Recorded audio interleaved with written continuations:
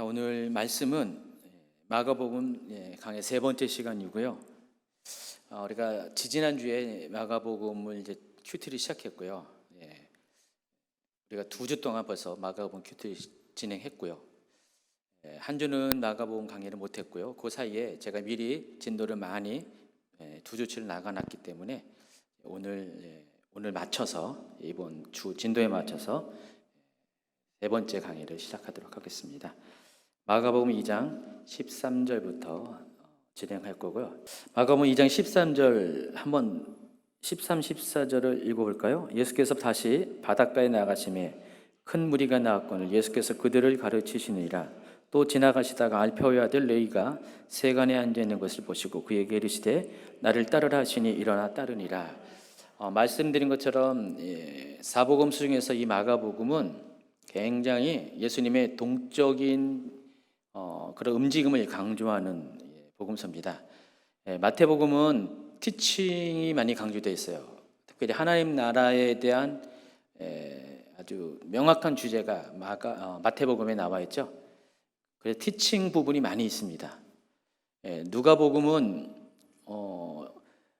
주로 이제 헬라인에게 이방인들에게 복음을 전한 것이기 때문에 어떤 그 가르침보다도 사실 실제적인 것들을 많이 다뤘고 또 구체적으로 많이 이렇게 어떤 필요한 부분들을 묘사를 많이 했습니다. 자, 이에 비해서 이 마가복음은 아주 단순한 그런 어법으로 시작하고요. 마치 무슨 보고서를 이렇게 올리는 것처럼 어떤 군더더기 없는 사건 위주의 그런 기록의 특징을 갖고 있습니다. 그래서 다른 복음서와 달리 마가복음은 1장 12절부터 직접적으로 바로 예수님의 사역에 대해서 바로 나옵니다. 다른 복음서는 몇 장에 걸쳐서 그 예수님의 사역을 소개하기 앞서서 예수님의 족보로부터 시작해가지고 심지어 누가복음은 그 세례 요한의 족보까지 다루죠. 근데 이 마가복음은 족보 같은 거 전혀 없습니다. 그냥 곧바로 직접적으로 바로 그냥 예수님의 행하신 사역을 먼저 소개를 합니다. 그래서 마가복음을 보면은 그냥 그때그때 행하신 예수님의 행동들이 장면들이 바로바로 우리에게 보여집니다. 군더더기가 없어요. 마치 무슨 기자가 리포트를 쓰는 것처럼 그런 식으로 진행이 됩니다. 이미 2장 13절밖에 안 됐는데 벌써 많은 일들이 일어났고요. 자, 오늘은 다시 바닷가에 예수님이 나가셨다 그랬습니다. 이 바닷가가 어느 바닷가냐? 동해안도 아니고 서해안도 아니고 남해안도 아니고 바로 갈릴리 호수, 또 바다라고도 부르죠. 그 갈릴리 바다의 북쪽에 있는 가버나움 바닷가를 말하는 것입니다. 그래서 가버나움을 한번 사진으로 볼까요? 저기 가버나움 보이죠? 가버나움 영어로 써있어요. 카퍼나움이라고 써 있는데 카퍼나움이 저기 있고 그 옆쪽에 베세다가 나와 있습니다. 여기가 갈릴리 북부 지역입니다. 가버나움 그 마을 지도를 이렇게 위성 지도를 보면은요, 저희가 가버나움입니다. 지금은 저렇게 유적이 저렇게 형성되어 있지만 아마 예수님 당시에는 그 범위가 더 넓었을 가능성이 있어요. 저 정도 좁지는 않았을 것 같습니다. 아마 저기가 무슨 우리식으로 따지면은 무슨 저희가 면이라면 면소재지 아마 그 정도의 유적만 이렇게 발굴해가지고 놨던 것 같고요. 아마 주변에도 집들이 많이 있었을 가능성이 있습니다. 저 터를 보면은 넓지도 않아요. 기껏해야 저 정도면은 한 10,000평 될까? 그 정도밖에 안 되는 자그마한 지금 유적이 남아 있어요. 고라신 이런 데 가도 똑같아. 비슷한 사이즈의 유적만 이렇게 남아 있습니다. 저희가 가버나움입니다. 자, 그 가버나움 주변의 그 바닷가, 갈릴리 북쪽의 바닷가를 또 이렇게 다른 컷을 보면은 자, 저렇게 되어 있죠. 또 보세요. 또 보세요. 또 보시기 바랍니다. 저기가 바로 갈릴리에 있는 가버나움 바닷가. 예수님께서 저 바닷가에 다시 나가셨다고 했습니다. 그랬더니 많은 사람들이 예수님이 나타나신 것을 보시고 몰려들었습니다. 예수님이 이제 지나가시다가 누구를 만나냐? 마태를 만납니다. 이 마가복음에서는 마태를 알파의 아들 레위라고 불렀습니다. 마태의 본명이 레위가 맞아요. 마태는 나중에 붙어진 사도명이에요.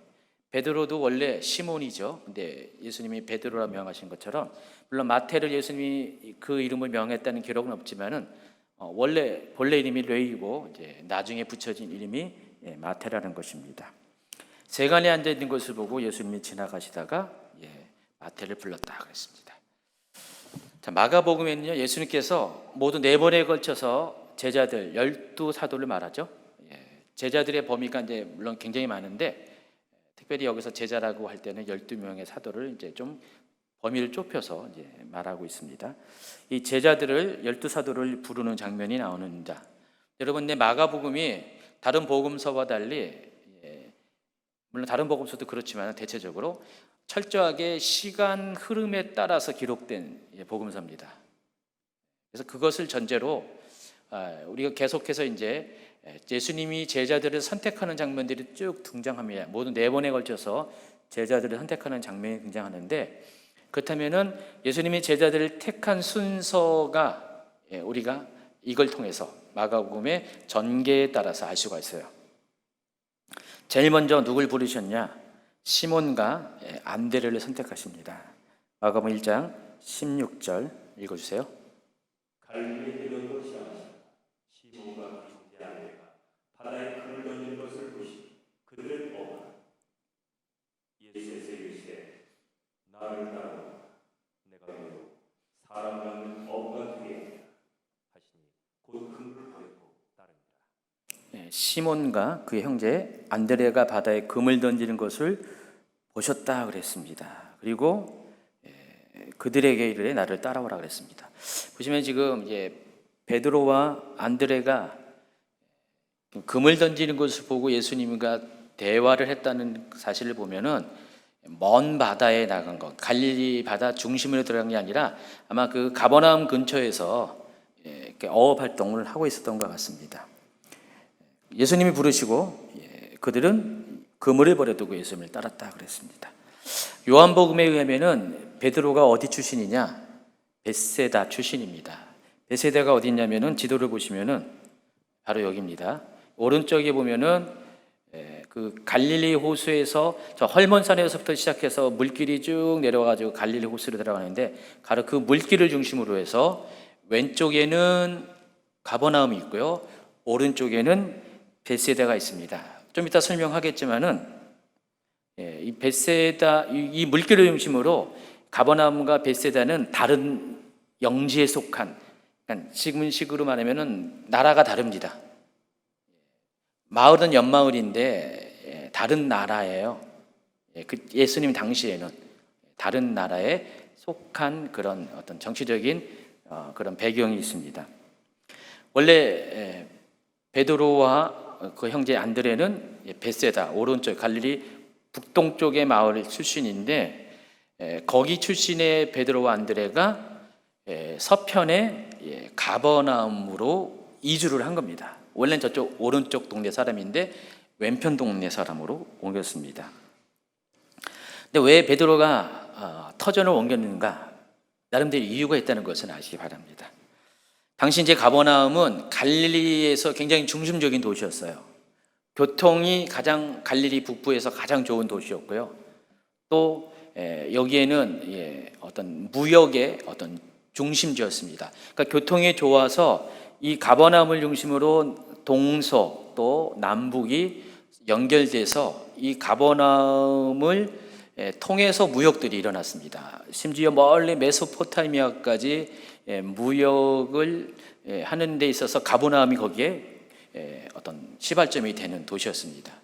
가버나움이 아까 지도에서는 굉장히 적게 나오지만은 실은 당시에는 굉장히 이 지역에서 아주 유명한, 갈릴리 전체를 따져보면은 굉장히 유명한 도시였다는 사실을 아시기 바랍니다.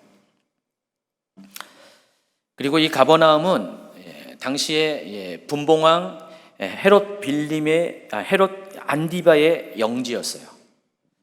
여러분, 헤롯이 성경에는 엄청 많이 나와요. 다 헤롯 나오는데 여러분이 분간이 안 가요. 복음서부터 시작해가지고 사도행전까지 수많은 헤롯들이 나오고 있습니다. 근데 다 달라요. 인물들이 다 다르다는 사실을 아시기 바랍니다. 제가 헤롯 가문의 가계도를 이렇게 그려놨어요. 헤롯 가문의 가계도를 한번 보세요. 왼쪽에 있는 표가 헤롯 가문의 가계도입니다. 여러분이 잘 알고 있는 그 성경에 유명한 그 헤롯 대왕, 예수님이 태어나실 당시에 유대 땅을 지배했던 사람이 헤롯 대왕이라고 있는데, 이 사람의 아버지부터 헤롯 가문이 역사적으로 중요한 가문으로 등장합니다. 여기 보면은 헤롯 안티파테르 2세라고 있죠. 이 안티파테르 2세, 헤롯 안티파테르 2세가 헤롯 가문의 시조에 해당하는 것입니다. 물론 그 위에 조상들이 있지만은 역사적으로 헤롯 가문이 부각될 때 가장 먼저 시초가 되는 사람이 헤롯 안티파테르 2세입니다. 자, 이 사람이 누구랑 친할까요? 바로 로마의 권력자들과 친합니다. 그래서 그 아들 헤롯 대왕이 로마에 의해서 유대 왕으로, 유대 지역을 다루는 통치하는 왕으로 임명을 받습니다. 원래 이 헤롯 대왕은 유대인이 아니거든요. 이드메 사람입니다. 그러니까 에돔과 섞여 있는 그런 이민족인데 이방인임에도 불구하고 유대 땅을 다스렸어요. 그 이유가 아버지 안티파테르 2세가 로마의 권력층, 특별히 옥타비아누스랑 굉장히 친밀해서 그로부터 아들 때 헤롯 대왕 때 유대 지역을 다스리는 통치권을 얻게 됩니다. 그때부터 헤롯 가문이 거의 1세기 가까이 유대 지역을 통치를 하게 됩니다. 그 제일 유명한 사람이 헤롯 대왕이고요. 그 밑으로 아들들이 출생을 해요. 그래서 헤롯 대왕이 죽은 다음에 유대의 영토가 로마에 의해서 나눠져서 세 개의 나라로 나눠집니다.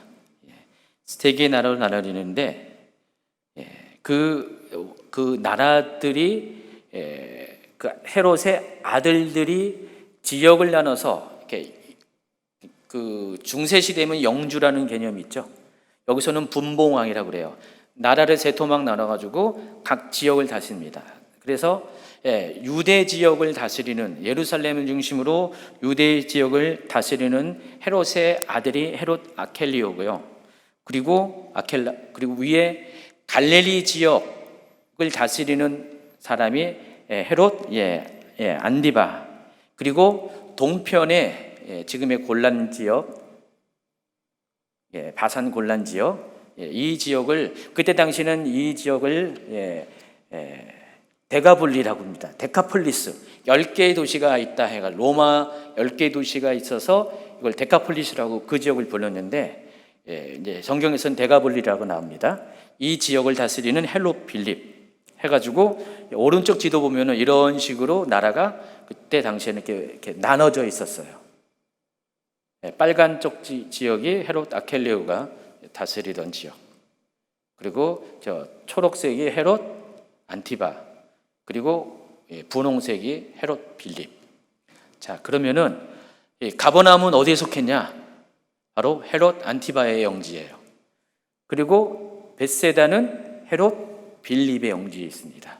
옆 마을인데 국경이 그 사이에 있던 거예요. 그 북쪽에서 내려오는 그 갈릴리 호수로 들어오는 그 물지기를 중심으로 해가지고 서편은 헤롯 안디바의 영지고 동편은 헤롯 빌립의 영지가 있습니다. 그래서 벳세다와 가버나움은 지척에 있음에도 불구하고 다른 나라에 속한 도시였다는 것입니다. 그런데 당시 베드로, 시몬은 벳세다 출신이었는데 거기 살다가 가버나움으로 이주를 합니다. 그리고 거기서 가버나움 여자를 만나서 결혼을 하죠. 그래서 가버나움에 정착을 합니다. 왜 가버나움에 정착하느냐? 이유가 있어요. 벳세다에서 어업 활동하는 것보다 가버나움에서 어업 활동하는 것이 베드로에게 있어서는, 시몬에게 있어서는 유리했기 때문에 그래요. 왜냐하면 가버나움이 갈릴리 전체 지역의 무역 중심지였기 때문에 여기서 어업 생산물을 각 지역에 판매하는 것이, 유통하는 것이 훨씬 유리했다는 것입니다. 만약에 벳세다에서 물건을 팔았다면은 어차피 가버나움 쪽으로 들어와야 됩니다. 그래서 밑으로 내려가는데, 가버나움을 통과할 때 어떤 절차가 있냐? 통관세를 받습니다. 그러니까 무역세가 발생해요. 관세죠, 관세. 관세가 발생하면 어떻습니까? 물건 가격 자체가 세금이 플러스 되니까 유통 가격이 올라가 버리죠. 그래서 가버나움에서 어업 활동하는 것보다 벳세다에서 어업하는 것이 경쟁력이 떨어질 수밖에 없어요. 똑같이 고기는 어디서 잡냐? 갈릴리 호수에서 잡는 거예요. 갈릴리 바다에서 똑같은 물고기를 잡는데 자기 어업 전쟁기지가 어디에 있냐에 따라서 약간 오른쪽으로 가가지고 벳세다 항으로 딱 들어가가지고 거기서 물건을 이제 유통시키면은 가버나움으로 갔다가 가기 때문에 통관세가 추가가 되니까 경쟁력이 떨어집니다. 그러다 보니까 베드로는 벳세다에서 가버나움으로 집으로 옮겼습니다. 근거지로 옮겨서 통관세 없는 그런 어업 활동을 하게 됩니다. 그것 때문에 베드로가 벳세다 출신이지만은 가버나움으로 옮겼다는 사실을 아시기 바랍니다. 그래서 복음서에 보면은 마가복음에 자주 언급되는 예수님이 머문 집이 나오죠. 그게 바로 베드로의 집이에요. 엄밀히 말하면은 베드로 장모의 집. 자, 그 위성 사진을 보면은 베드로 장모의 집이 바로 지금은 이렇게 원형, 중간에 원형에 되어 있는, 지금 이제 기념 교회가 있는데, 기념관인가? 그 밑에 지금 장모의 집이 있습니다. 거기서 살았어요, 베드로가. 저희가 이제 옛날에 그 가버나움 이렇게 항이었어요. 그러면 바로 지척이죠. 항구의 지척에 살고 있었습니다. 그 뒤가 회당이 나오고요. 지난주에 회당 얘기했죠. 바로 뒤에가 가버나움 회당입니다. 나중에 여러분 이제 이스라엘 가면은 가버나움 꼭 가보세요. 가보시면은 이렇게 거리감이 느껴지고요. 아, 여기구나, 이해가 될 것입니다. 두 번째로 부른 제자가 세베대 아들 야고보와 그의 형제 요한입니다. 19, 20절.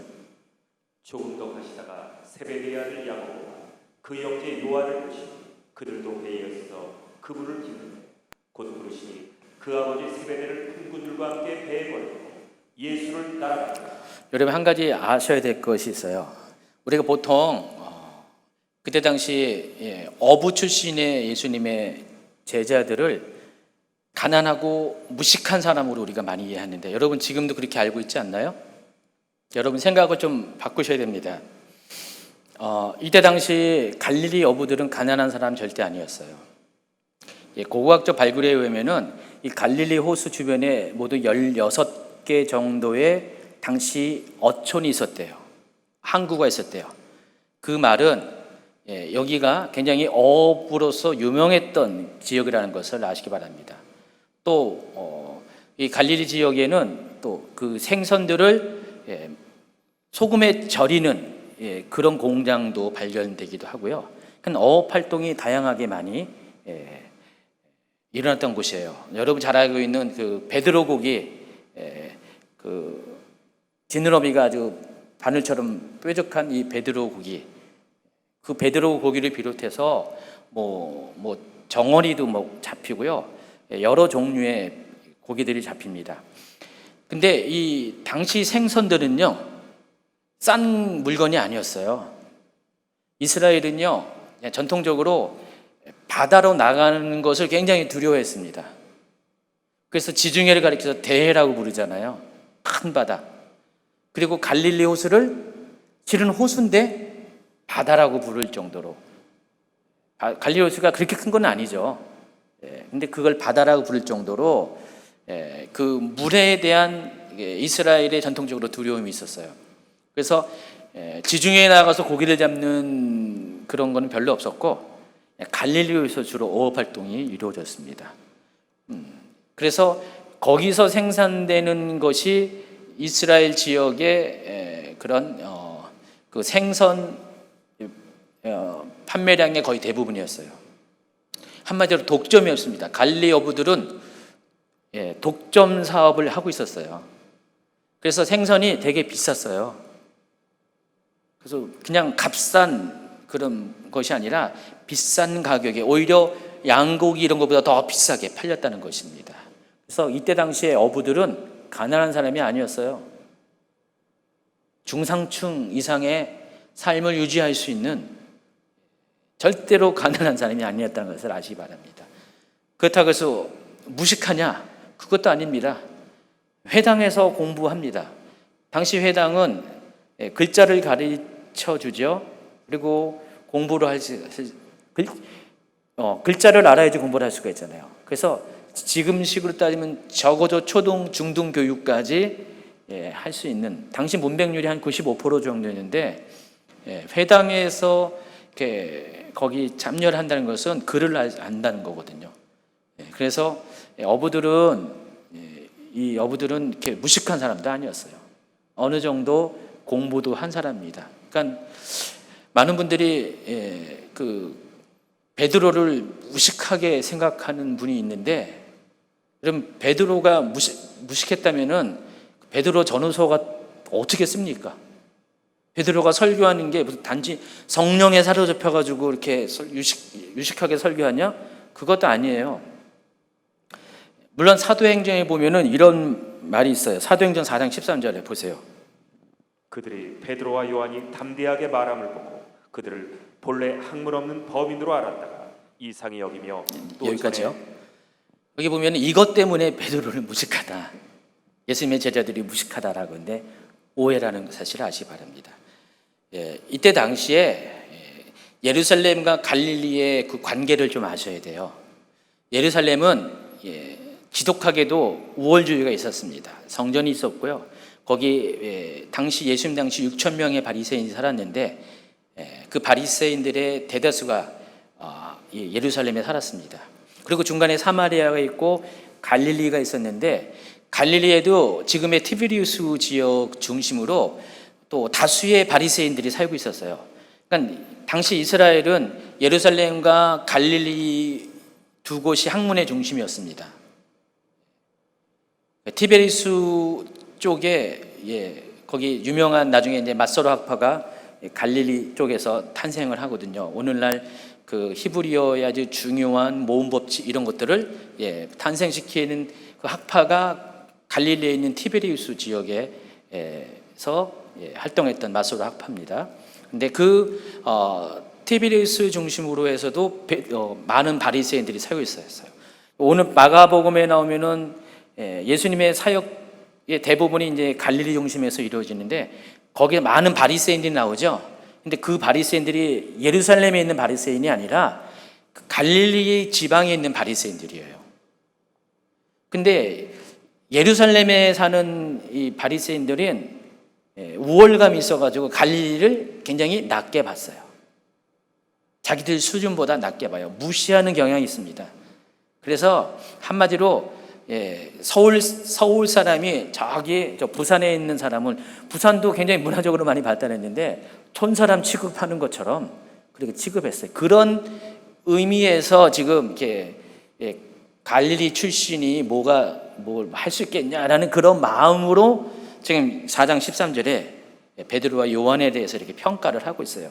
우리가 이것을 보고 조금 오해해서 예수님의 제자들이 무식하다, 어부 출신이 무식하다 하는데 절대 그렇지 않았다는 사실을 아시기 바랍니다. 어쨌든 제가 이 말을 하는 이유가 있어요. 베드로와 안드레, 야고보와 요한 모두가 다 당시 어부로서 중산층 이상의 삶을 살았어요. 왜냐하면 이들 다 배를 갖고 있는 선주였거든요. 밑에 품꾼도 있었고 다 있었어요. 그냥 보통의 어부도 아니었어요. 선주들이었어요. 그렇기 때문에 나름대로 그 당시로서는 안정적인 삶을 살았습니다. 요즘 식으로 하면 중산층의 삶을 살았다는 것입니다. 자, 그런데 예수님이 그들에게 콜을 했습니다. 불렀어요. 그런데 그 예수님의 부르심에 그들이 어떻게 해요?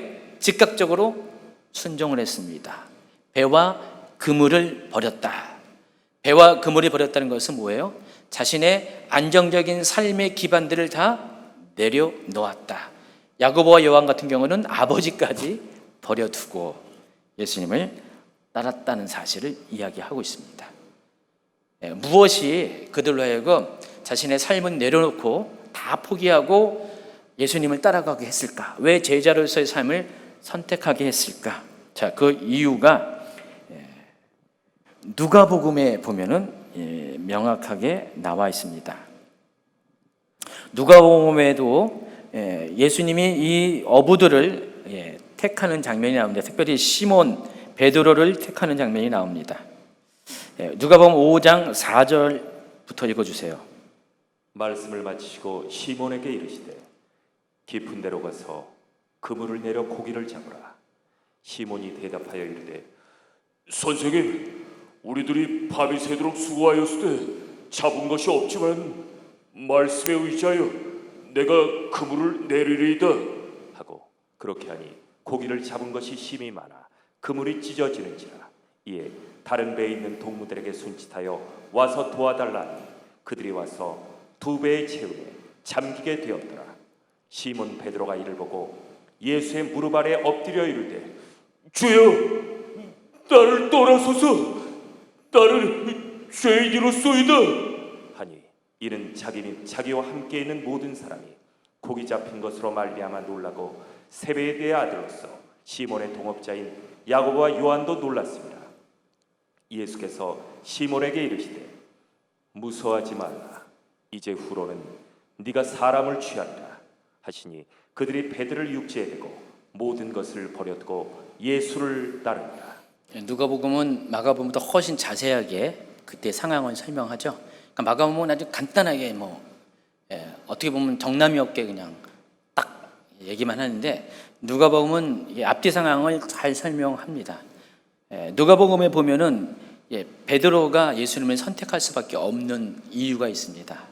바로 베드로는 자신을 선택하시는 예수님 안에 있는 하나님을 봤다는 것입니다. 신성을 봤다는 것입니다. 이분이 그냥 일반적인 사람이 아니라 하나님이 보내신 사람이라는 것을 자신과의 만남을 통해서 사건을 통해서 깨닫게 되었다는 것입니다. 증인이 되었다는 것입니다. 그래서 모든 것을 버려두었다 그랬습니다.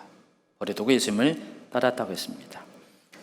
어찌됐든 예수님을 따르는 제자의 삶의 첫 번째 조건, 모든 것을 버려두고 예수님을 따르는 것. 다른 말로 자기를 부인하는 것. 이게 제자로서의 삶의 첫 번째 단계라는 것을 아시기 바랍니다. 자, 이제 다섯 번째 사람을 선택하는데 오늘 이제 본문에 나와 있는 바로 알페오의 아들 레위를 말합니다. 마태 역시 가버나움에서 예수님의 선택을 받게 됩니다. 지금 모든 장면이 가버나움에서 일어나요. 첫 번째 베드로와 안드레를 택하시고 곧바로 사건이 이어지는 거예요. 그러니까 지금 예수님의 동선을 보면은 시간차가 별로 없어요. 베드로와 안드레를 택하시고 이어서 야고보와 요한을 택하시고 또 지나가시다가 다섯 번째 제자 마태를 택합니다. 마태 역시 가버나움에 있었어요. 가버나움이 아까 뭐라고 했어요? 국경 도시라고 그랬잖아요. 헤롯 빌립의 영토에서 헤롯 안디바로 영토로 들어올 때 첫 번째 만나는 국경 도시가 가버나움이었습니다. 그래서 레위 마태가 세간에 앉아 있다라고 했어요. 세간에 앉아 있다는 것은 세리로서의 역할을 감당하고 있었다. 당시 이제 세리는 두 종류의 세리가 있었습니다. 일반적으로 사람의 머리수대로 세금을 받는 세리가 있었고요. 인두세라고 그러죠.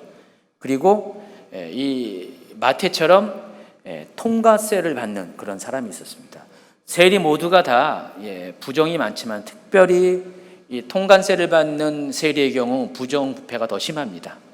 자기가 임의로 세금을 이렇게 정해질 수가 있기 때문에, 그래서 정해진 것보다 더 많이 받아서 자기가 착복하는 경우가 있습니다.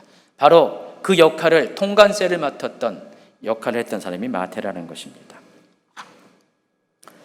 자, 마태를 부르신 이후 예수님은 한동안 초기 사역에 집중합니다. 그래서 산상수훈을 가르쳤던 팔복산에서 기존의 5명의 제자를 포함해서 12명의 제자를 선택해서 그들을 사도로 칭하여 세웁니다. 마태복음 5장, 아니 3장, 여기 마가복음인데, 마가복음 3장 14절에 보면 또 산에 오르사 자기가 원하는 자들을 부르시니 나온지라 그랬는데, 이건 아주 간단하게 했는데 이 마태복음에 보면은 좀 더 약간 구체적으로 합니다. 예수께서 무리를 보시고 산에 올라가 앉으시니 제자들이 나온지라 그랬습니다. 이 산이 어느 산인지 그림으로 보이면은 바로 두 번째 그림 보면은 바로 여기 오른쪽이, 여기서 조금만 오른쪽으로 보면 여기 글씨는 안 나왔지만 요 화면에 약간 오른쪽이 가버나움이고요. 그 북쪽이 고라신이고, 바로 여기가 예수님이 산상수훈을 전파하던 곳입니다. 그 위에가 팔복교예요. 보이시나요? 저 언덕에서 예수님이 산상수훈을 말씀하셨어요. 산상수훈에 있는 내용 전체를 말한 것이 아니라 앞부분에 있는 이야기를 전하신 데가 저기예요. 적어도 팔복을 전하신 데가 조장소라는 곳입니다. 밑에서 보면은, 해안가에서 보면은 언덕이 맞죠? 산이 맞죠? 산에 올랐다 그러면 바닷가에 있다가, 가버나움 근처에 바닷가에 있다가 예수님이 산에 올라가니까 사람들이 그 중에서, 무리 중에서 따라 올라왔어요. 그들이 바로 제자라는 것입니다.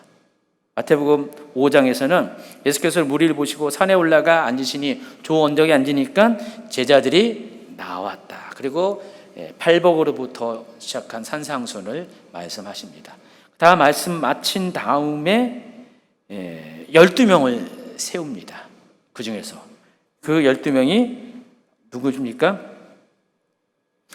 마가복음 3장 16절부터 읽어주세요.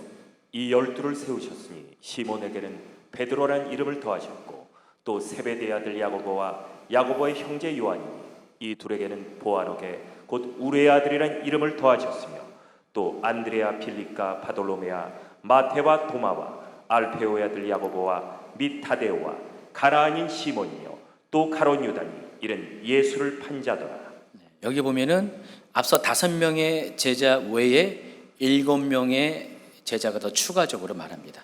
그러니까 지금 5명은 산상수훈 이전에 세워진 사람들이었고요. 나머지 7은 산상수훈 이후에 세워진 제자라는 것을 아시기 바랍니다. 나중에 보면은 앞서서 세운 제자들이 예수님과 더 친밀했다는 사실을 아시기 바랍니다. 제일 먼저 택함 받은 제자들이 예수님과 더 친밀했다는 사실을 아시기 바랍니다. 중요한 제자로서 역할을 결국은 해냈어요. 마태복음 10장에는 동일하게 이제 마가복음에 나와 있는 제자들의 명단을 다시 한번 이야기를 하고 있습니다. 35페이지로 가면은 3장 14, 15절을 보면은 12제자 사도들을 부르신 목적이 나와 있습니다. 14, 15절. 이에 12를 세우셨으니 이는 자기와 함께 있게 하시고 또 보내사 전도도 하며 귀신을 내쫓는 권능도 가지게 하려 하심이로라. 예수님이 제자들을 택한 이유는 예수님께서 이 땅에서 행하신 사역 그대로 그들도 행하게 하기 위함입니다. 예수님의 사역을 보통 3가지로 우리가 정리하죠. 그 이야기가 마태복음 4장 23절과 9장 35절에 나와 있는데, 첫 번째는 뭐죠? 회당에서 가르치시는 사역, 티칭. 두 번째가 천국 복음을 전하시는 사역, 프레칭. 세 번째가 백성 중에 모든 병과 모든 약한 고치신 사역, 힐링입니다. 제가 이거 잘못했습니다. 힐링인데 두 개 다 프레칭을 해놨는데 힐링입니다.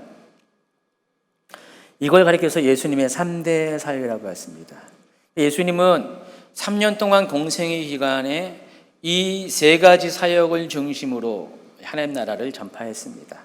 그러니까 이 3가지 사역 모두가 하나님 나라를 전파하는 예수님의 방식이었어요. 복음 전파의 방식이 가르치시는 사역과 설교하시는 사역과 그리고 고치시는 사역, 이 세 가지 모두가 하나님 나라를 증거하는 사역이라는 것입니다. 3년 동안 이 사역을 하셨어요. 근데 예수님의 동선을 살펴보면은 거의 대부분이 갈릴리 중심이라는 것을 아시기 바랍니다. 예수님은 매 6월절마다 어떨 때는 초막절에도 가시기도 했고 또 수전절에도 가시기도 했지만은 거의 그 절기들 빼고는 다 어디에 계셨냐? 갈릴리에서 사역을 하셨어요. 그러니까 예수님의 예루살렘 사역은 그리 많지 않아요. 요한복음은 그래도 예수님의 예루살렘 사역을 많이 소개했지만은 공간복음에서는 예수님의 사역의 대부분의 것은 갈릴리 중심이고 마가복음은 더욱더 그렇죠. 그래서 예수님은 단 3년 동안 갈릴리 중심의 사역을 했기 때문에 하나님 나라를 열방 가운데 전파할 수 있는 것에서는 시간적이고 또 공간적인 제약이 있을 수밖에 없습니다. 그러니까 예수님은 처음부터 이것을 아셨고 이것을 염두에서 자신의 사역을 대신할 수 있는, 이어서 할 수 있는, 확장시켜서 할 수 있는 제자들을 사역 초기부터 선택을 했다는 사실을 아시기 바랍니다. 마가복음에는 예수님이 제자를 택하기 전에 일부의 사역을 하시긴 하셨지만은 그러나 아주 초기부터 예수님은 제자들을 먼저 선택했어요. 그러니까 제자들이 예수님을 온 게 아니라 예수님이 가서 그 사람을 택해서 제자를 불렀다는 사실을 아시기 바랍니다. 그러니까 예수님이 처음부터 의도적으로 가서 제자를 선택했다는 사실을 아시기 바랍니다. 기다렸다가 오는 제자들을 인터뷰해가지고 제자를 삼은 것이 아니라 예수님이 먼저 제자들을 선택했어요. 그러니까 오늘날도 우리가 제자훈련 방식이 이런 예수님이 행했던 것들을 많이 모델 삼고 합니다. 3대 사역을 통해서 제자훈련 하고요. 또 한 가지가 이처럼 제자를 불러서 모집해서 하는 것이 아니라 스승이 제자를 선택하는 방식이 제자훈련에 있어서 굉장히 중요합니다. 저도 초창기에는 그렇게 했는데 요즘은 그냥 공지를 해가지고 제자훈련 받을 분 오세요. 확실히 달라요. 제가 집사님 제자훈련 받으세요 라고 하는 것과 이거 좀 다릅니다. 예수님은 그렇게 했어요. 그렇게 함으로써 그 시공간적인 제약을 한계를 극복하고자 처음부터 예수님의 사역에는 그런 것들이 계획이 되었다는 사실을 아시기 바랍니다. 그래서 예수님은 자신이 행하는 모든 3대 사역을 처음부터 자신을 따르는 제자들이 보고 듣게 하신 것이에요. 그리고 어느 정도 단계가 가나서 실습을 하시게 합니다. 제자들에게도 똑같이 귀신을 쫓게 하고요. 병을 고치게 하는 일을 하게 하시는 장면이 특별히 마태복음 10장에 보면은 더 구체적으로 묘사가 되어 있죠.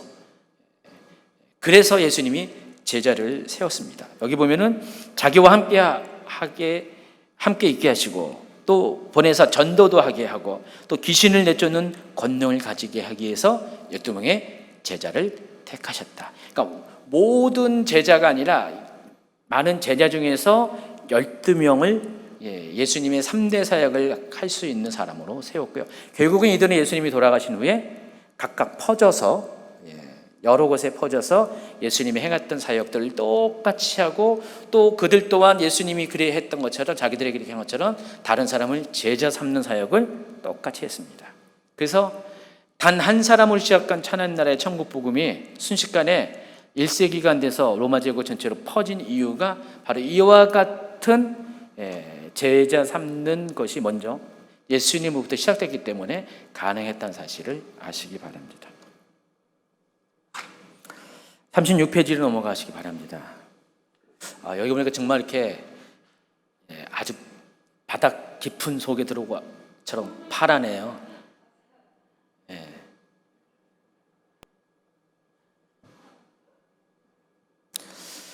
36페이지 보면은 이제 진도를 쭉 나갈 것인데 지금 이제 마가복음 2장 13, 14절 두 절 갖고 이렇게 오래 끌었는데 지금부터는 좀 빨리빨리 나가도록 하겠습니다. 15장부터는 2장 15절부터는 연속적으로 여러 가지 논쟁들이 등장합니다. 그러니까 예수님의 사역과 관련돼서 주변에 예수님의 사역을 바라보는 사람들이 잠깐만 시비를 걸어요. 적어도 지금 예수님의 사역이 초기 단계이기 때문에 사람들 눈에는 예수님의 사역이 다 신기해 보일 겁니다. 예수란 사람이 굉장히 궁금할 거고요. 예수란 사람이 말하는 그런 이야기들과 행하는 사역들이 다 처음 겪는 거잖아요. 그러니까 자꾸만 이렇게 질문도 하고 왜 그러냐, 도대체 왜 그렇게 할 수가 없냐라는 그런 논쟁들이 많이 있어요. 초기에 바로 그것들을 지금 모아서 마가는 그것들을 모아서 계속해서 연속적으로 소개를 합니다. 제가 그래서 제목을 예수님의 사역과 관련된 여러 가지 논쟁들이라고 했습니다. 이 논쟁은 언제부터 시작하냐? 이미 2장 초반부에 중풍병자를 치유하는 사건 가운데서 첫 번째 논쟁이 일어났습니다. 자, 중풍병자를 치유하면서 예수님께서 뭐라 그랬어요? 2장 5절에 보면은 예수께서 그들의 믿음을 보시고 중풍병자에게 이르시되 작은 자야 내 죄사함을 받았느니라, 이 말을 했어요.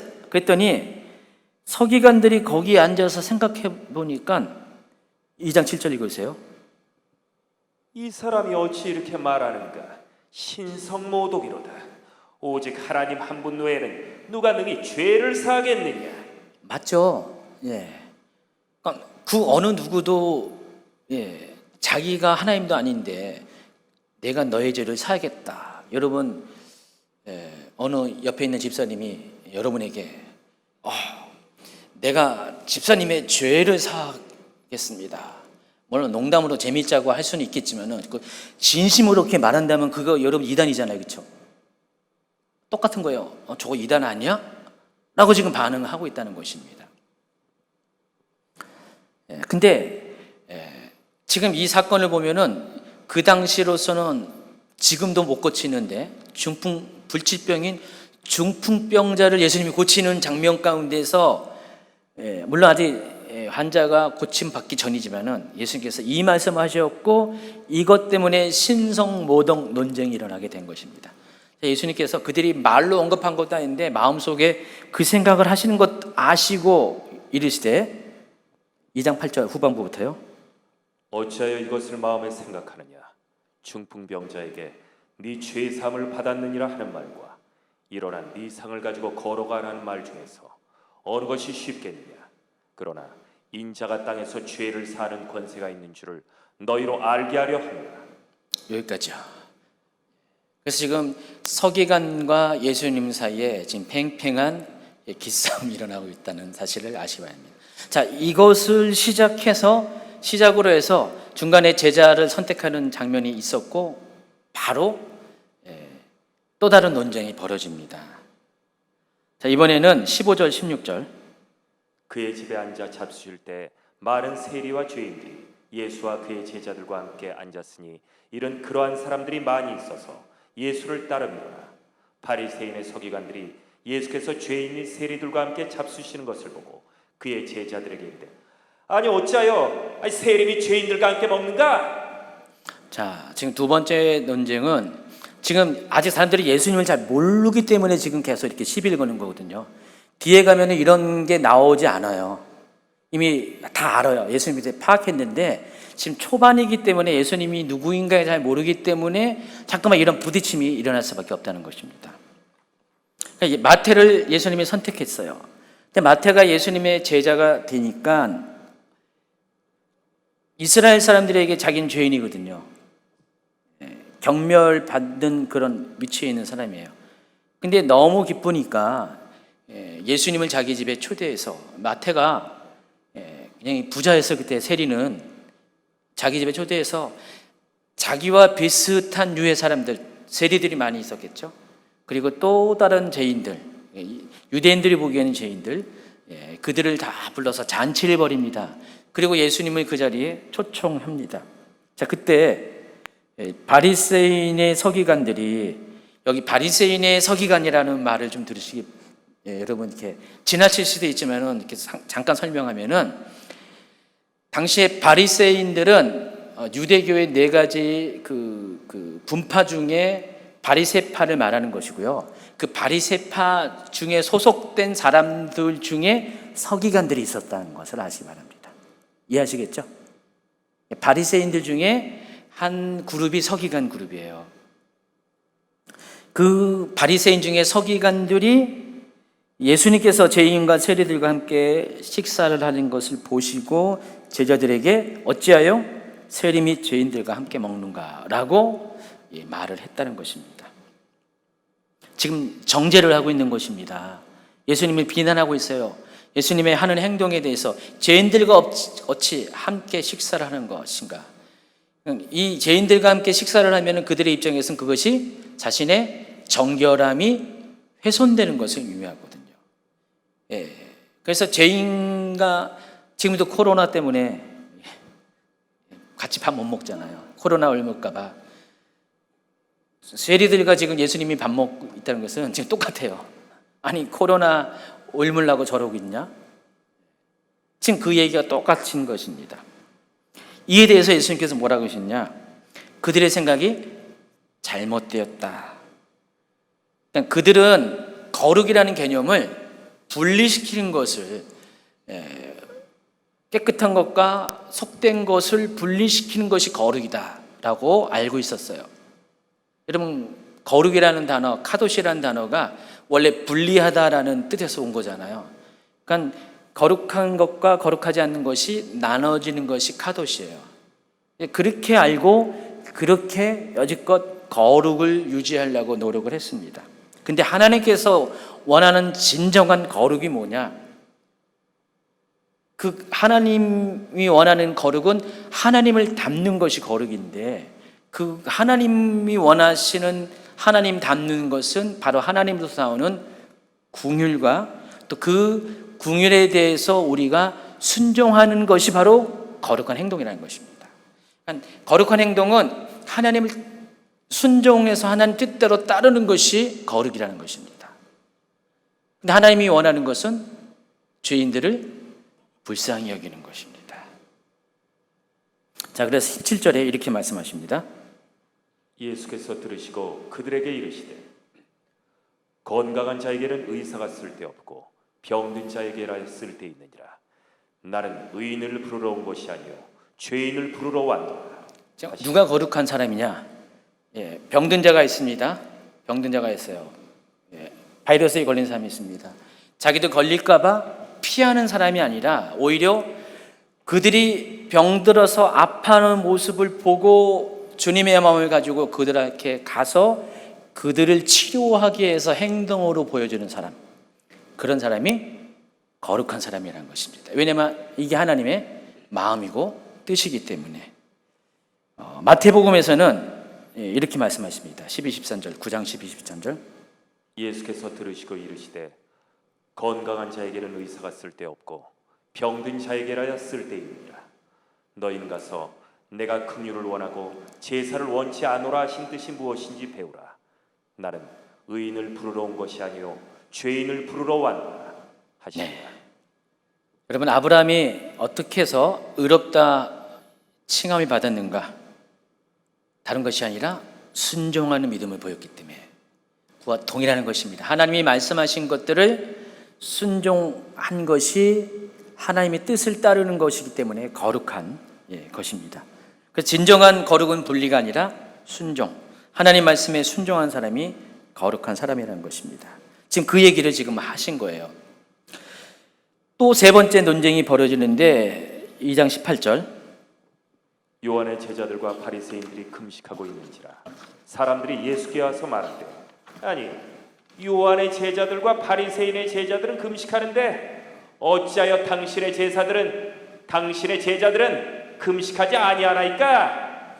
자, 이번에는 요한의 제자들이 등장합니다.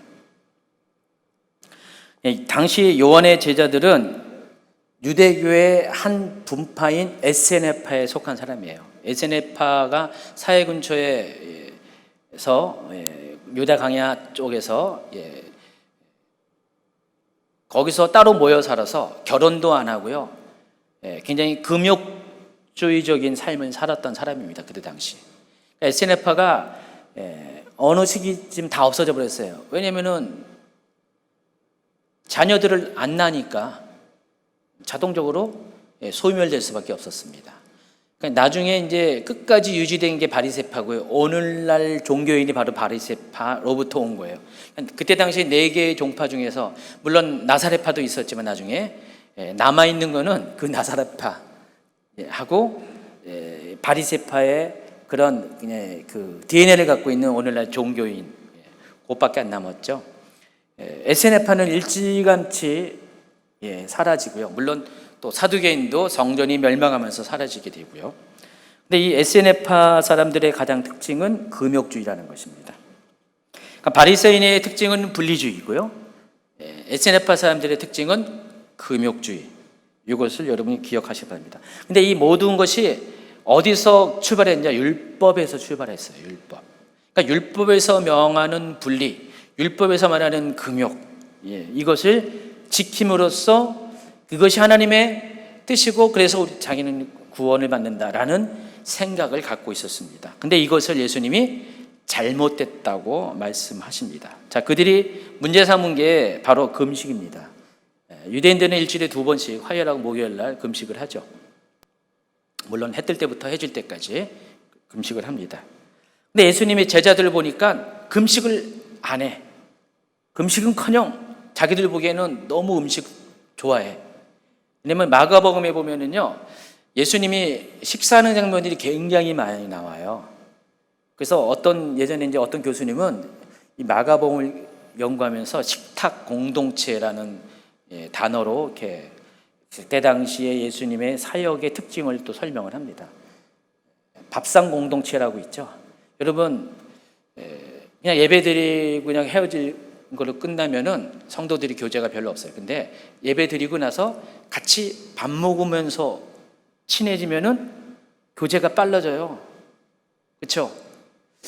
여러분 그냥 일반적인 대화는 시간적인 제한이 있을 수밖에 없는데 밥 먹으면 어떻게 돼요? 적어도 밥 먹는 동안에는 함께 있어야 돼요. 밥 먹으면서 정서적으로 편안해지면서 일단 배가 맛있는 게 들어가면 어떻게 해요? 날카로움이 없어지잖아요. 그래서 대화들을 많이 하게 되고요. 그래서 밥 먹고 나면 굉장히 친해져요. 그렇죠? 우린 같이 밥 먹는 사이라는 거예요. 요즘은 이 코로나 때문에 그것도 못하게 하니까. 그래서 지금 이 코로나가 예배 망치게 하죠. 식탁 교제 못하게 하죠. 아주 교회에 있어서는 굉장히 이거는 치명적인 환경입니다.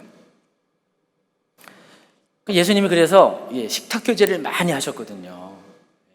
심지어 어떤 분들은 데이터를 뽑았는데 30% 정도의 복음서에, 특별히 마가복음의 30% 정도가 예수님이 식탁 교제한 거다, 이런 식으로 말한 분도 제가 보기에는 30%까지는 아닌데 넓게 잡아서 그렇게 이야기하는 분도 있습니다.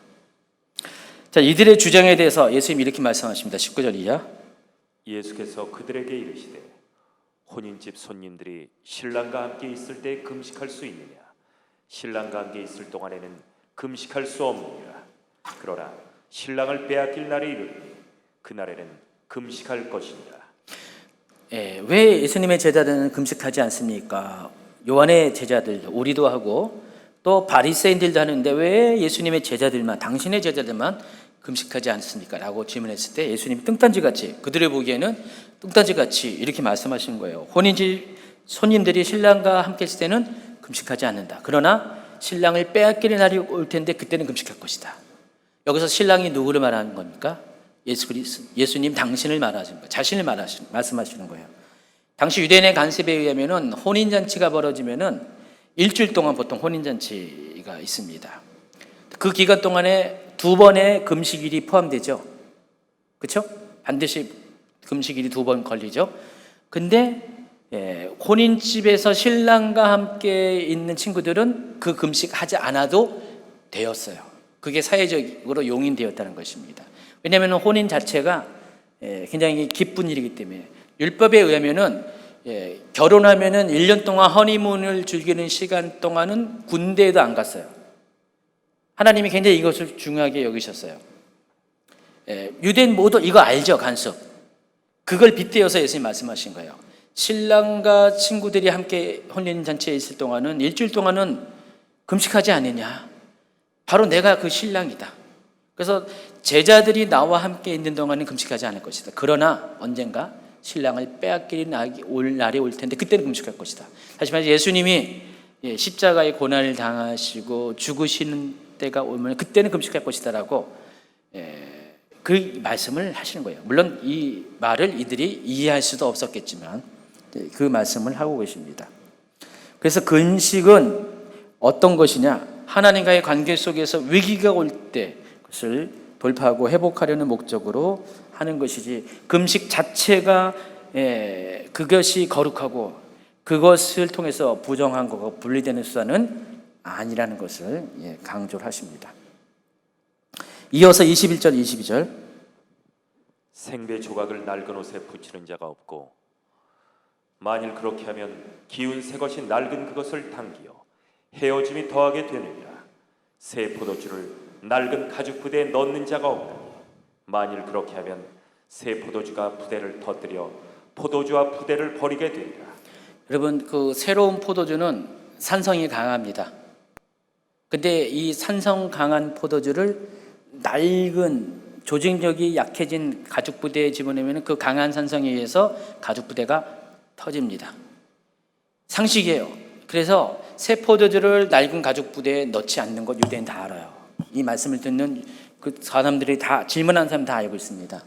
또 헌옷에다가 새 천으로 기운 것을, 구멍난 것을 깁지 않습니다. 그러면은 어떻게 해요? 헌옷이 약하기 때문에, 조직이 약하기 때문에 찢어질 수밖에 없어요. 다 알아요. 다 아는 사실이에요. 자, 그 얘기를 하시면서 새 포도주는 새 부대에 넣어야 된다. 지금 새 포도주는 뭐냐? 예수님이 지금 갖고 오신 하나님 나라의 원리, 지금까지 말씀하시는 것들이죠. 그러니까 이들이 다 이해를 못했어요. 앞에 바리새인들의 서기관들도 예수님이 행하는 행동, 죄인들과 함께하는 행동들을 이해 못했고요. 요한의 제자들도 똑같이 예수님이 제자들이 금식하지 않는 것에 대해서 이해를 못했어요. 그들은 옛 전통, 율법이 말하는 거에 분리주의와 또 금욕주의에 매여가지고 그것을 지키는 것이 율법을 지키는 것이고 하나님 뜻에 순종하는 것이라고 했는데, 예수님은 지금 그들의 생각과 그들이 지켜왔던 가치관과는 달리 새로운 개념의 하나님 나라의 원리를 선포합니다. 율법을 뛰어넘는, 실은 율법을 뛰어넘는다고 표현하지만 율법의 원래 근본적인 시작이 되는 하나님의 뜻, 궁율이라는 그런 진짜 원리를 가지고 지금 그들에게 말하고 합니다. 하나님 나라의 원리예요. 원래 하나님의 원하시는 뜻. 근데 이것을 지금 얘기하니까 어떻게 해요? 사람들이 알아들 수 없는 거예요. 이해가 안 되는 거예요. 수용이 안 되고 받아들일 수가 없습니다. 그렇기 때문에 예수님께서는 이런 가치관은 그런 낡은 그 생각의 틀에 매여 있는 사람에게 아무리 얘기해도 논쟁거리가 되지 그들이 이해하기라는 것이 어렵다, 그 얘기를 하는 것이에요. 그래서 하나님 나라의 새로운 영적인 원리는 새로운 가치관을 받아들일 수 있는 준비가 된 사람들, 열려진 생각을 가진 사람들에게 전파되어야지 그것이 그들이 받아들일 수가 있다. 지금 그 얘기를 하고 있다는 것입니다. 또 네 번째 논쟁이 벌어집니다. 자, 이번에는 안식일과 관련된 논쟁입니다.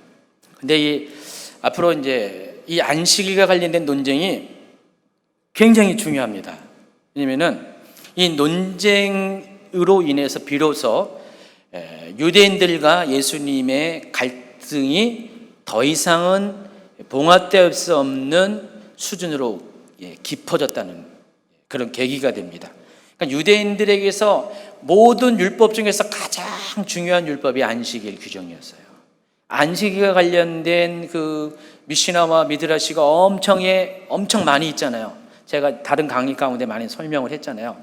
안식일 규정은 크게 두 가지고요. 좀 더 확장하면 네 가지잖아요. 안식일 날 해야 될 것과 하지 말아야 될 것. 하지 말아야 될 것 두 가지, 해야 될 것 두 가지. 모두 합치면 네 가지밖에, 율법에서 말하는 안식 규정은 네 가지밖에 없어요. 구체적으로. 근데 이 안식 규정을 유대인들은 어떻게 해요? 수천 가지의 규정으로 확대했습니다.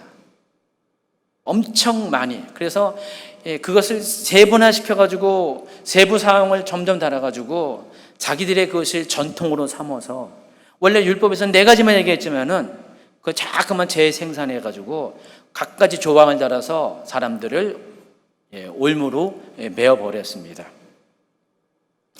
그 안식일 규정과 관련돼서 예수님은 이 땅에 오셔가지고 참 희한하게도 다른 날 일하시면 좋은데 안식일 날 꼭 이렇게 사건을 벌이셔요. 예수님이 의도적으로 예수님이 하셨다는 것입니다.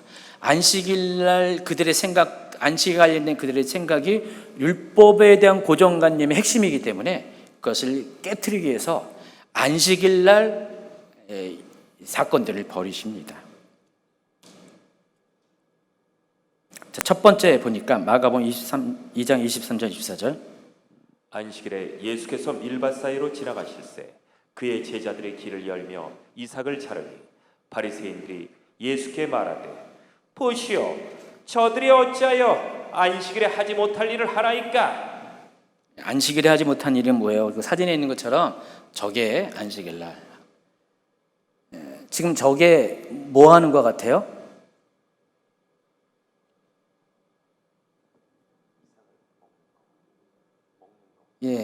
그냥 밀 이삭을 먹는 거예요. 보통 사람들은 저렇게 하지 않아요. 여러분 저기 그 추수 때에 가서 여기 여러분 이제 쌀이죠. 가가지고 쌀 이삭을 떼가지고 아직 그냥 위에 껍데기도 붙어 있는 걸 탁 해가지고 막 뭐 찢어내가지고 그 알맹이 먹어가지고 이렇게 많은 건데 그거 먹는 사람이 있어요? 여러분이 하면 그렇게 합니까? 저거 왜 먹어요? 지금 제자들이 배고파가지고 핍절할 기진맥진한 거예요. 지금 기진맥진하니까 저렇게 먹는 거예요.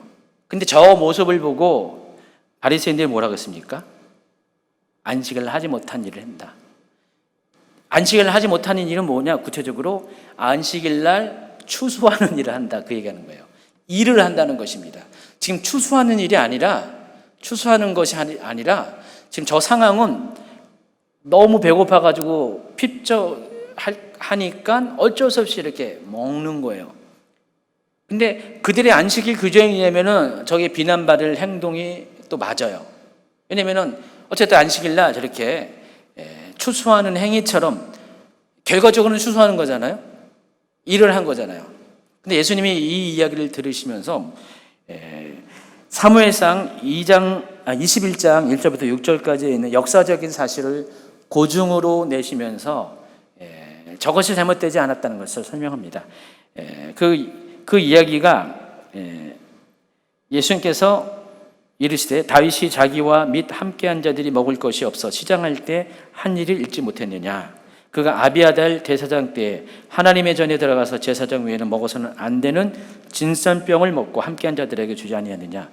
그 이야기를 끄집어냅니다. 그 이야기가 이제 사무엘상 21장 나와 있는데 거기 보면은 여러분 그림에서 보면은 저게 진설병입니다. 하나님의 성소, 성막의 성소의 성소문을 들어가면은 정면에 향단이 있고요, 분향단이 있고 왼쪽에 메노라 이게 있죠. 그리고 오른쪽에 떡상이 있습니다. 떡상 위에 12개 각각 6개씩 포개 올려놓은 떡이 있습니다. 이스라엘 12지파를 상징하는 것입니다. 신약에 와서는 저게 예수님의 말씀을 상징하죠. 그래서 이 12개의 떡을 가리켜서 진설병, 떡병자죠. 하나님 앞에 펼쳐놓은 떡이라는 뜻입니다. 이 진설병을 이렇게 성막에 넣습니다. 매 안식일마다 새로 구운 떡을 엿어 놓고요. 일주일 지난 그 다음 주 안식일 나오면 그것을 이제 내어 놓습니다. 그때 밖에 버리는 것이 아니라 제사장들이 먹었어요. 성서에서 나오는 것들은 뒤처리를 꼭 제사장이 합니다. 거룩하게 구별된 사람이 하게 되죠. 제사장들만 먹는 떡이었어요. 근데 다윗이 사울에게 쫓겨가지고 처음에 이제 도망을 갈 때 그 초창기입니다. 그때 그 아비에들 제사장에게 피신을 했더니 노 땅에 갔더니 그때 급히 도망치느라고 함께 앉았는데 너무 배고팠는데 기진맥진했을 때 먹을 게 없었어요. 그때 아비에들 제사장이 저 떡을 줬습니다. 근데 이것에 대해서 구약 성경 어디에도 잘못됐다라고 이야기한 적이 없어요. 그래서 예수님은 그 얘기하는 거예요. 지금 저 상황 가운데 율법의 기준에 의하면 제사장 외에는 먹지 말아야 되지만은 저러한 상황 가운데선 먹는 것을 하나님이 허락을 하셨다는 것입니다. 조건이 붙는 것입니다. 정말 배고프고 기진맥진하는 그 생명이 오갈 수 있는 그런 상황에서는 하나님이 그것을 허용하신다는 것입니다. 이 말을 통해서 예수님이 하시고자 하는 새로운 율법의 개념입니다. 율법의 원래 목적은 사람을 올가매고 강압시키고 뭐든지 못하게 하려고 하는 포로시키려고 하는 그런 목적이 아니라 율법은 사람을 위해서 있는 것이라는 것입니다. 여러분, 율법은 두 종류의 목적이 있어요. 예방법과 형법이라고 그랬어요. 사람들이 죄를 짓지 않도록 율법이 정해진 룰 안에서 이것을 하면은 이렇게 벌을 받으니까 죄 짓지 마라 라는 예방 차원이에요. 그럼 사람들이 두렵기 때문에 이런 죄를 지면은 이런 형벌을 받으니까 두렵기 때문에 죄를 안 져요. 예방법이에요. 자, 이것은 누구를 위한 것이에요? 사람을 위한 것이잖아요. 벌 받지 않게끔. 또 형법이에요. 그러니까 그 정해진 법 이상의 그 죄가 있는 만큼의 심한 벌을 받지 않도록 항상 어디까지 뭐 징역 3년 아니면은 뭐 벌금 2천만 원까지 그 이상은 벌 주지 말라. 죄인들을 보호하는 것이에요. 그러니까 율법은 오늘날 법도 다 죄인들을 위한 것입니다. 더불어서 죄인들에 의해서 피해 받을 수 있는 사람들을 보호하기 위해서 주신 것이에요. 그러니까 율법은 다 뭐예요? 사람을 위한 것입니다. 그런 측면에서 안식일은 뭐예요? 누구를 위한 것이에요? 사람을 위한 것이죠. 사람이 안식일을 위한 것이 아니라 위에 있는 것이 아니라 안식일이 사람을 위해서. 안식일이라는 규정이 없으면 어떻게 해요? 당시 로마 시대만 해도요. 예수님 당시만 해도 일주일 내내 일했어요. 쉬는 날이 노예 같은 경우는 365일 쉬는 날이 없었어요. 오직 유대인들만 일주일에 한 번 쉬었어요. 이 안식일 규정 때문에. 하나님이 365일 일하면 사람들이 힘드는 것은 너무 알잖아요. 그러니까 하루 쉬게끔 아예 안식일 규정을 사람을 위해서 준 거지 그 어떤 다른 목적보다 이게 더 중요하다는 것입니다. 그러니까 안식일 규정은 사람을 위한 것이에요. 그리고 안식일을 누가 주셨어요? 율법을. 바로 하나님이 주셨잖아요. 하나님이신 예수님, 여기서 인자라고 표현한 예수님이 주신 것이에요. 예수님이 안식일의 주일이에요. 사람이 안식일의 주인이라는 것입니다. 근데 그 안식일 규정 때문에 이러지도 못하고 저러지도 못하고 하는 이 모든 것들이 어떻게 해요? 옛 개념이라는 것입니다. 지금 예수님은 지금 새 포도주를 갖고 왔어요. 헌 포도주가 아니라 새 포도주가 바로 이 율법 자체보다 더 중요한 율법의 목적, 정신, 이것을 회복시키기 위해서. 하나님이 하늘에서 보니까 사람들이 원래 율법을 주실 때는 하나님이 주실 때는 그런 목적을 준 거였는데 점점점 하는 꼴을 보니까 점점점 율법을 가지고 사람들을 포로 삼고 누르고 억압하는 것을 보니까 하나님께서 지금 예수님을 보내셔서 그게 아니다. 내가 너희들에게 율법을 준 본래 목적은 그게 아니다. 이런 이유로 너에게 율법을 준 거다라고 지금 이렇게 가르쳐 주기 위해서 예수님이 오신 거예요. 그게 예수님이 갖고 오신 새로운 하나님 나라의 원리라는 것입니다. 그게 바로 그런 상태에 있는 사람들에게 들을 게 뭐예요? 복음이죠. 그게 하나님 나라죠. 계속해서 이제 안식일 논쟁이 또 이어집니다. 이번에는 3장으로 넘어가는데 읽어주세요. 1, 2, 3절. 예수께서 다시 회당에 들어가시니 한쪽 손 마른 사람이 거기 있는지라 사람들이 예수를 고발하려 하여 안식일에 그 사람을 고치시는가 주시하고 있거늘 예수께서 손 마른 사람에게 이르시되 한가운데 일어서라 하시고. 여기 보세요. 사람들이 주시하고 있었다고 했어요. 예수님을 안식일 날, 안식일 날 이제 과연 뭘 할까? 꼬투리를 잡으려고 지금 계속해서 앞에 일이 벌어졌고 또 이어지는 겁니다. 안식일 날 뭐 하는가? 근데 예수님이 어떻게 했어요? 한쪽에 손이 마른 사람, 그림에 보세요. 손이 마른 게 어떤 것인가? 족에 손이 마른 겁니다. 한마디로 손이 지금 힘을 잃고 쭈그라들어가지고 신경이 죽어가지고 저렇게 힘을 못 써서 이렇게 된 겁니다. 나중에 이제 손 고칠 손을 보세요.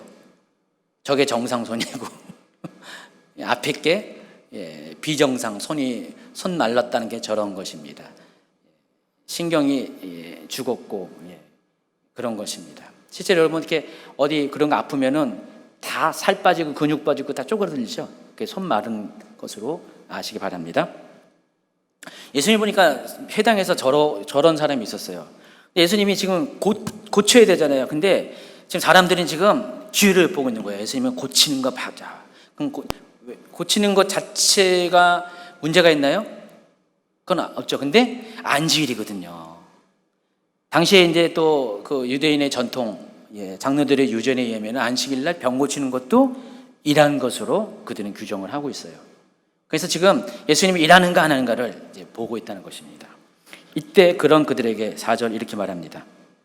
그들에게 이르시되 안식일에 선을 행하는 것과 악을 행하는 것, 생명을 구하는 것과 죽이는 것 어느 것이 옳으냐 하시니 그들이 잠잠하거늘 그들의 마음의 완악함을 탄식하사 노하심으로 그들을 둘러보시고 그 사람에게 이르시되 네 손을 내밀라 하시니 내물매 그 손이 회복되었더라. 보세요. 예수님이 그들의 마음을 아시니까 안식일에 선을 행하는 것과 악을 행하는 것, 또 생명을 구하는 것과 죽이는 것 둘 중에 어떤 것이 옳은가를 택하라고 했어요.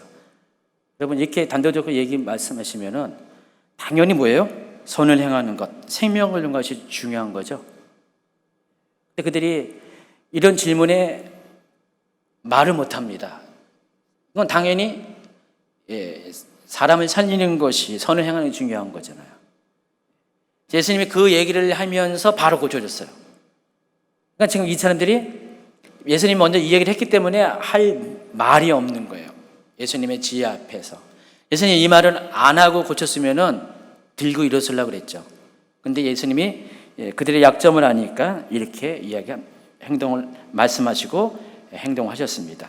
어쨌든 6절에 보니까 이 일이 있고 나서 바리새인들이 회당에서 나가서 예수님에게 말을 못하고 행동에 대해서 말을 못했지만은 나가서 곧바로 헤롯 왕과 함께 어떻게 했냐? 어떻게 하여 예수를 죽일까 의논하느라. 지금 여기 이 마가복음 초반부에 안식일 규정과 관련돼서 이 얘기가 나오고 있어요. 앞에 예수님이 여러 가지 기적을 행하시고 귀신들 쫓아내고 막 그런 장면이 나오는데 그때는 그냥 시비 거는 수준이었는데 안식일 날 예수님께서 두 가지 행동, 하나는 예수님의 제자들, 예전에 또 하나는 예수님이 병든 자를 치유하는 이것을 이 일이 생기니까 이때 비로소 어떻게 하면 예수를 죽일까 의논을 하기 시작했다. 그만큼 바리새인들에게는 안식일 규정이 너무 중요한 거예요. 그러니까 안식일 규정 안 지켰다고 예수님은 지금 죽이려고 하고 있다는 것입니다. 자, 그때부터 예수님을 핍박하기 시작합니다. 그 전까지는 관망하다가 시비 걸고 막 그랬는데 이제는 본격적으로 예수님을 핍박하기 시작해요. 그래서 예수님께서 7절에 보니까 예수께서 제자들과 함께 바다로 물러가시니 갈릴리에서 큰 무리가 따랐다. 그래서 예수님이 그때부터 이제 사람들 없는 회당이 아닌 한적한 곳으로 해변으로 가십니다. 여기 바다로 갔다 그랬는데 그 바다가 어딘지 모르지만 이 장소겠죠. 그림에 보이는 이런 장소로 가셨다는 거예요. 지금 사람이 모인 시가지에서 이런 장소, 한적한 곳으로 가셨다는 것입니다. 자, 그런데 사람들이 또 몰려오네요. 그러니까 예수님이 어디 있는지 다 알아요. 근데 거기 또 사람들이 또 어떻게 알고 예수님이 한적한 곳으로 물러가는 데다 모여듭니다. 또 예수님께서 그들을 어떻게 해요? 가만히 있을 수가 없잖아요. 고치셔야죠. 다 죽겠다고 나온 건데, 아프다고 나온 건데, 불쌍해서 나온 건데 예수님이 어떻게 해요? 고치셔야죠. 예, 고치셨습니다. 예, 저희도 그래서 못 말리잖아요. 일단 오시면은 들어오라고 하잖아요. 예, 똑같은 거죠. 예, 거기서 사람들 고치시고 사람들 안에 있는 귀신을 쫓아냅니다. 근데 사람들이 너무 많이 모이니까 예수님께서 제자들에게 배 하나 준비해라, 작은 배 하나 준비하라고 말씀을 하셨어요. 그리고 나서 이어지는 게 12사도를 택하는 장면이 3장 13절부터 쭉 나오고요. 19절까지 나오고요. 그리고 3장 20절에 보니까 집에 들어가셨다. 어느 집이요? 베드로의 집, 아까 가버나움. 한적한 곳에 있다가 지금 가버나움으로 가셨어요. 거기서 왜 가셨냐? 식사하시려고 가신 거예요. 식사하려고 가신 거예요. 근데 식사할 틈도 없이 사람들이 또 모여드네요. 그 와중에 예수님의 친족들이 옵니다. 지금 예수님의 친족들이 처음 등장하잖아요. 이때까지만 해도 예수님의 친족들이 예수님을 이해하지 못했어요. 오직 유일하게 어머니 마리아만 예수님에 대해서 그런 얼핏 이해를 했겠죠. 지금 이들이 어디서 등장하냐? 지금 여기 이 가버나움과 예수님의 태어난 고향인 자라난 고향인 나사렛은 거리가 있어요. 가버나움은 갈릴리 북부 지역, 보통 지리적으로 상부 갈릴리라고 부르는 곳에 있었고요. 나자렛은 하부 갈릴리에 있었어요. 하부 갈릴리에 여러분 잘 알겠는 가나도 거기 있었죠. 나사렛 근처에 가나가 있습니다. 좀 거리가 있습니다. 거리가 떨어져 있어요. 우리식으로 하면 여기 우리 인천이죠. 저기 경기도 어디쯤 그 정도에 원래 예수님이 거기 있다가 지금 이렇게 갈릴리 지역의 중심 도시인 가버나움으로 오신 거예요. 오셨는데 예수님의 그런 가족들이 예수님이 지금 행하는 것들을 소문을 듣고 쫓아옵니다. 쫓아왔는데 왜 쫓아왔냐? 소문을 듣자 하니 아니 사람들이 우리 예수가 가족 입장이죠. 예수가 귀신을 들렸대. 귀신 들려가지고 이상한 짓을 한대. 그런 소문이 쫙 난 거예요. 그래가지고 예수님 말리려고 지금 온 겁니다. 아직 예수님에 대해서 잘 몰라요. 나중에 그 친족들, 동생들이 결국은 어떻게 해요? 다 예수님의 제자가 되죠. 예수님의 제자가 되는데 어째 이때까지만 초기만 해도 가족들도 예수님의 그 사역을 이해하지 못했습니다. 자, 지금 이 장면을 보면은 마가복음의 다음 주에 또 얘기했지만은 독특한 문학적 장치가 등장합니다. 바로 샌드위치 기법이라고 나옵니다. 샌드위치 기법이라는 것이 뭐냐? 두 개의 다른 사건을 한 사건의 중간에 다른 사건을 집어넣는 거예요. 그리고 첫 번째 그 시작한 그 사건이 그 중간에 있는 사건 뒤에서 마무리되는 겁니다. 대표적인 게 다음 주에 얘기하는 해당장 야이로의 딸을 고치면서 중간에 혈류병 걸린 여인이 나오죠. 그리고 마지막으로 결론이 야이로의 딸을 살리는 거. 그게 샌드위치 기법입니다. 아주 마가복음에 명확하게 나오는 독특한 문학적 기법인데 바로 첫 번째로 이 장면에서 등장을 합니다. 예수님의 친족들이 지금 예수님을 찾아왔는데 그 상간에 예루살렘에서 내려온 서기관들이 등장합니다. 22절. 예루살렘에서 내려온 서기관들은 그가 바알세불이 씹혔다 하며 또 귀신의 양을 힘입어 귀신을 쫓아낸다 하며. 여기까지 읽으세요. 21절에는 예수의 친족들이 듣고 그를 붙들러 나오니 이는 그가 미쳤다 함이라라 그랬어요. 근데 지금 예수님이 미쳤다라고 했어요. 그런데 22절에 나와 있는 이제 뒤에 쭉 나오는 내용들을 보면은 그게 더 강화돼서 미친 정도가 아니라 귀신 들렸다. 그것도 귀신의 왕으로 불리는 바알세불의 한마디로 악령이 들어가지고 지금 일을 하고 있다. 지금 그냥 미쳤다라고 이렇게 껍데기는 미쳤다 이 얘기하는 거예요. 미쳤다. 근데 알맹이는 귀신 들렸다. 샌드위치 이해하시죠? 근데 그 이야기하면서 누가 등장하냐면 예루살렘에서 내려온 서기관. 원래 이제 위도적으로는 갈릴리가 북쪽이에요. 예루살렘이 남쪽인데 당시 사람들의 개념은 성경에 모두가 다 그렇죠. 예루살렘이 중심으로 되어 있어가지고 어딜 있든지 남부지방에 있든지 북부지방에 있든지 다 올라간다고 표현을 합니다. 하나님의 성전이 거기 있기 때문에. 그 지금 예루살렘에서 내려왔어요. 갈릴리 북쪽으로 내려왔습니다. 즉 이야기는 뭐냐면은 예수님의 이야기가 이미 예루살렘에까지 퍼져버렸어요. 그러니까 그 사람들은 소문만 들었잖아요. 갈릴리에서 지금 30살밖에 안 되는 젊은 목수 출신 나자렛, 그거 그냥 사람 살 곳이야. 거기는 진짜 당시 예수님 당시 나사렛 인구가 250명밖에 안 됐어요. 지금은 7만 5천 명인데 그 250명밖에 안 된 촌 구석 중에서 구성인 거기서 목수 일을 하던 사람이 와가지고 이렇게 뭐 하나님 나라를 전파하고 뭐 사람들 병을 고치고 귀신을 쫓아내고 말도 안 되는 그런 무슨 뭐 새로운 원리랍답시고 안식일 규정을 막 깨트리는 이런 행동을 막 하고 있으니까 그 소문이 이제 거기까지 그 바리새인들이 거기 있으니까 얘기 안 했겠어요? 당연히 했겠죠. 당시 전화는 없으니까 누가 가가지고 막 얘기했겠죠. 그랬더니 당연히 소문 들으면은 다 모든 것이 안 좋잖아요. 내려왔어요. 거기서 중앙에서 파견 나와가지고 세기관들이 예수님에 대해서 공격을 하는 거예요. 바알세불에게 붙들렸다라는 것이죠. 귀신의 왕에게. 자, 이때 예수님께서 뭐라고 주장하냐? 논리적으로 그들의 주장이 잘못됐다는 것을 이렇게 말씀하십니다. 23절부터 읽어주세요. 예수께서 그들을 불러다가 비유로 말씀하시되 사탄이 어찌 사탄을 쫓아낼 수 있느냐. 또 만일 나라가 스스로 분쟁하면 그 나라가 설 수 없고 만일 집이 스스로 분쟁하면 그 집이 설 수 없고 만일 사탄이 자기를 거슬러 일어나 분쟁하면 설 수 없고 망하리라.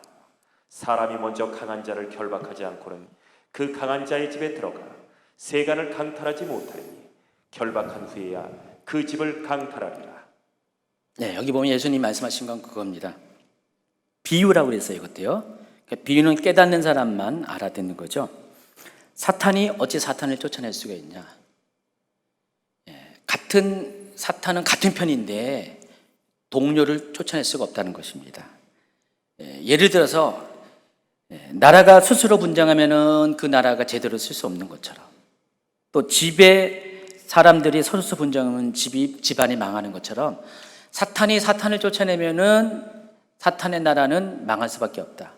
지금 예수님이 지금 쫓아내는 대상은 사탄인데, 그럼 예수님 만약에 사탄이라면 바알세불이라면은 그러면 사탄의 나라가 망하게 하는 것인데 지금 그렇지 않지 않느냐?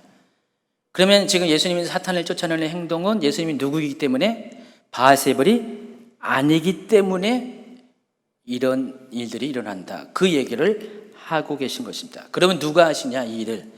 성령께서 행하고 계십니다. 28절부터 읽어주세요. 내가 진실로 너희에게 이르노니 사람의 모든 죄와 모든 모독하는 일은 사심을 얻되 누구든지 성령을 모독하는 자는 영원히 사심을 얻지 못하고 영원한 죄가 됩니다. 여기까지요. 지금 이 얘기하시면서 예수님이 하는 행동은 지금 누가 주관이 돼서 하시는 것이냐? 성령께서, 하나님의 영이 하시는 것이다 라고 말씀하십니다. 그러니까 그들이 바라보는 관점하고는 전혀 다른 사탄의 나라와 정반대 대립에 있는 영적 전쟁의 주체가 되는 하나님 나라에서 지금 이 일을 하고 있다는 것입니다. 다른 성경에 보면은 귀신을 쫓아내면은 이미 하나님 나라가 임하였다라고 예수님 말씀하시죠. 지금 예수님이 지금 귀신을 쫓아내는 것이 하나님 나라의 일이라는 것이고, 이것을 방해하는 것이 뭐예요? 성령 회방자라는 것입니다. 여러분, 하나님이 하는 일과 귀신이 하는 일은 명확합니다. 하나님이 하시는 일은 어떻게 해요? 사람을 살리시는 일입니다. 사람을 회복시켜야 하는 것, 하나님의 하시는 일입니다. 사탄이 하는 것은 겉으로는 사탄도 병을 치유하거든요. 근데 중간과 결과를 보면 어떠냐? 사탄은 결국 사람의 영혼을 망하게 하는 것이 사탄이 하는 일입니다. 최근에 여러분 잘 알고 있는 그 은혜의 교회, 그 신옥주 목사 있죠. 지금 이제 7년 언도 받아가지고 감옥에 있는데 아주 기절초풍하네요. 그 아들이 나와가지고 자기 어머니를 성령님, 저 이만희도 자기가 보혜사 성령 하는데 요즘 그게 아주 그냥 추세가 돼버렸어요. 이단들의 그 교주들은 전부 다 자기들이 성령이래요. 그래서 자기들의 행동을 방해하면 뭐예요? 성령의 방제. 근데 그들의 열매를 보고 그들을 아는 것처럼 그들은 어떻게 해요? 사람들을 망해가는 거잖아요. 그 은혜의 교회 그 열매를 보세요. 또 신천지의 열매를 보세요. 사람들을 망하게 하는 거잖아요. 근데 예수님은 그게 아니라 사람을 살리는 것이죠. 하나님의 일은, 성령의 일은 사람을 살리게 하는 것입니다. 만약에 그 사람을 살리게 하는 이 일을 방해하면은 그것이 하나님의 일을 방해하는 성령 회방자라는 것입니다. 그래서 이 일을 행하는 사람은 영원히 사하심을 얻지 못한다. 다른 것은 하나님이 용서해도 이 성령을 회방하는 일은 하나님은 용서하지 않는다라고 말씀하십니다.